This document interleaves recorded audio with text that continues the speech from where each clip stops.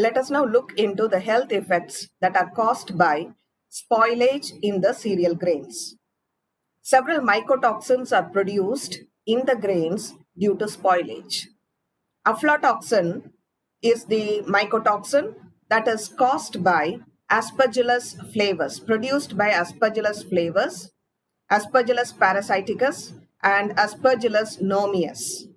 Aflatoxin spoilage usually occurs in the maize, and due to the production of the toxin, mycotoxin called as aflatoxin, it causes cancer in the human beings. It is a potent carcinogen. Carcinogen means it causes cancer, and it is a neurotoxin. It affects the nervous system and also acts as an immunosuppressant, which means it affects the immune system of the human body. So those persons who have a immunosuppression will have frequent infections. And the condition that is caused by the intake of aflatoxin is called as aflatoxicosis. And death due to consumption of contaminated food may occur. Liver disease and cancer in the human beings and animal is common due to aflatoxicosis. The next mycotoxin produced in the cereal grain is Alternaria alternata, and this is caused by the mold Alternaria.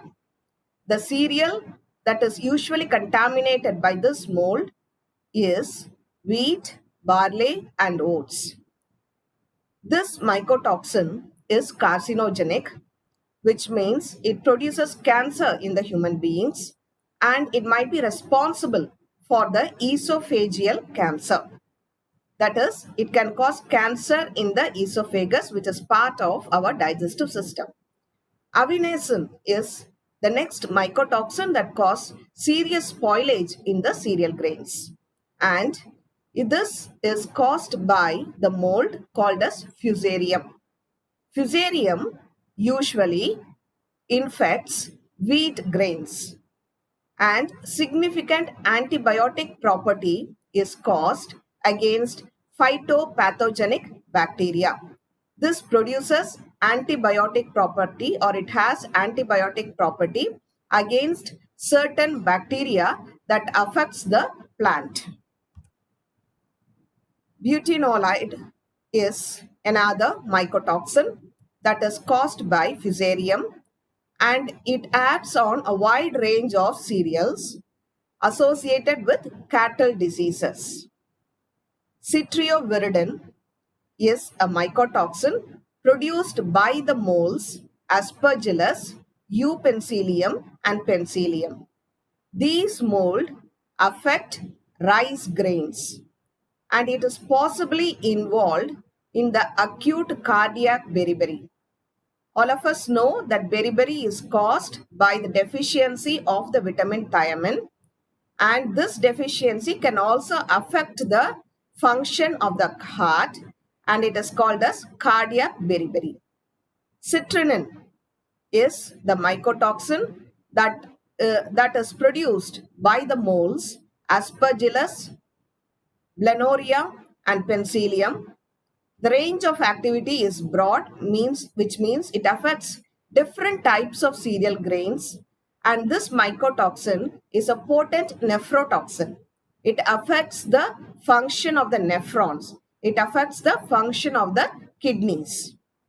Ochratoxin is produced by Aspergillus ochraceus and Aspergillus niger. These mold affects rice as well as wheat, and it has a neurotoxic property. It can affect the nervous system, and it is also a nephrotoxin affecting the function of the kidney, and also an immunosuppressant. It affects the immune system of the body. Fumonisins are the mycotoxins that are produced by Fusarium moniliform, Fusarium proliferatum, and Fusarium subglutinans. These mold affect maize, sorghum, and rice. And this mycotoxin, Fumonisin causes throat cancer, which is very dangerous. Moniliformin is another mycotoxin produced by Fusarium proliferatum and Fusarium subglutinans. And these fungi affect maize, sorghum, and rice, and they can induce heart failure. It can cause heart attack in the human beings. Zearalenone is another mycotoxin produced by Fusarium graminearum and Fusarium culmorum. The range of activity is broad. It can affect different type of cereal grains. And this mycotoxin has a hyperestrogenic syndrome. It causes a hyperestrogenic syndrome, which means more of the hormone estrogen is produced in the humans. Zearalenone produces hyperestrogenic syndrome. The other spoilages that occur in the cereal grains are heating in the grains. Heating, which means there can be an increase in the temperature of the cereal grains due to microbial activity. Heating usually occurs in the fine materials, that is, the dust that is present along with the grain, and this indicates the growth of the fungi. If sufficient heating occurs, the grain becomes dark and blackened because of the heating activity produced due to the growth of the fungi. There is decoloration of the grains and the grains become dark. Further growth of storage fungi may result in surface growth. If the spoilage is not controlled at this stage, then there will be surface growth of the fungi. The fungi will grow over the surface of the cereal grains, and they bind the grain kernels together by the mold hyphae. There will be surface growth over the grains, and due to which one grain will stick to another grain, and this is manifested as caking of the grain. There will be lump formation. This lump formation in the cereal grain itself indicates that there is presence of moisture or there is presence of the growth of the fungi. Large masses of the kernels, they bind together because of the binding of the hyphae.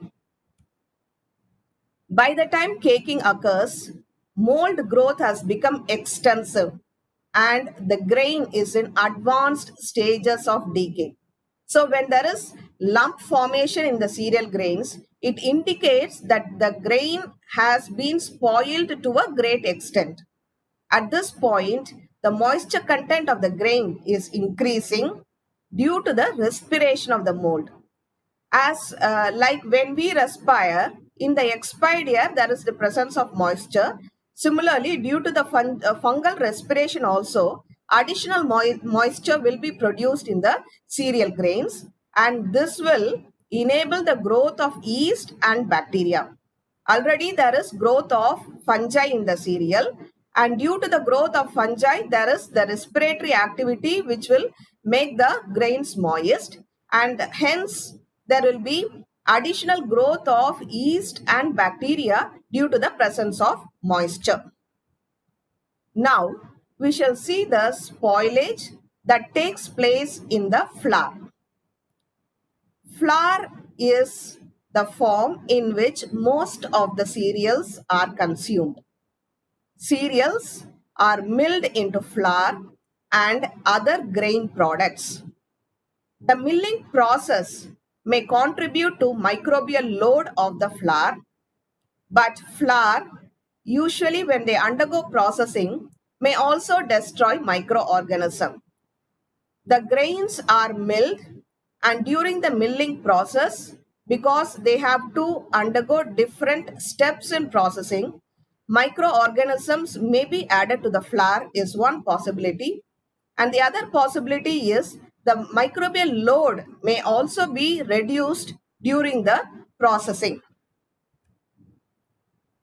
Dry cleaning and washing of the grains and the milling process and the sifting of the flour may reduce the content of the microorganisms, but they are still prone to spoilage caused by microorganisms. Dry cleaning is usage of chemicals or usage of heating, washing of the grains in certain processing may remove the microorganisms, and but still there may be spores of the microorganisms in the flour that can cause spoilage.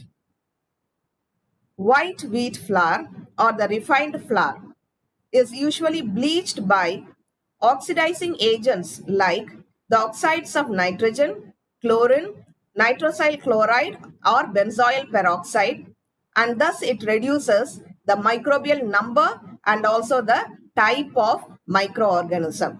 Since chemicals are used for treating the wheat flour in the preparation of the refined wheat flour, the chemicals that are used to remove the color of the flour may destroy the microorganisms, and therefore microbial load in the refined wheat flour may be reduced. If the moisture content of the flour is less than 13%, it prevents the growth of all microorganisms. 15% moisture content will permit the growth of mold, and if the moisture content is more than that, if it is more than 17%, it will promote the growth of both the mold as well as bacteria. So it is safe to store the flour with a moisture content of less than 12%. If acid forming bacteria are present, an acidic fermentation will occur, followed by alcoholic fermentation caused by yeast, and this will lead to the formation of acetic acid due to the action of the Acetobacter bacteria. It is the characteristic of most flour paste to develop an odor of acetic acid and esters due to fermentation. When the flour is converted into a paste or a dough or a batter, the odor of the dough or the flour paste may change, and it may get the uh, smell of acetic acid or ester, and these flavor changes indicate that fermentation has set in the flour paste. The flour paste or the dough may be used for the preparation of several processed products such as pasta, macaroni, spaghetti, vermicelli, etc. Refrigerated dough is susceptible to spoilage by gas formation due to the growth of psychrotrophic heterolactic species of Lactobacillus and Leuconostoc. Since they are psychrotrophic, they can survive the low temperatures. Even the refrigerated dough can undergo spoilage. The gas can blow the containers when the storage temperature increases. Conditioning wheat to increase the moisture content to a level suitable for milling can also increase the counts of bacteria, yeast, and molds. In the milling process of wheat, there is a stage called as tempering. In the tempering process, moisture or water is added to the wheat grains in order to enable the removal of the seed coat from the wheat kernel. Because of the addition of moisture in the tempering step, moisture is added, and this can enable the growth of bacteria or yeast or the fungi.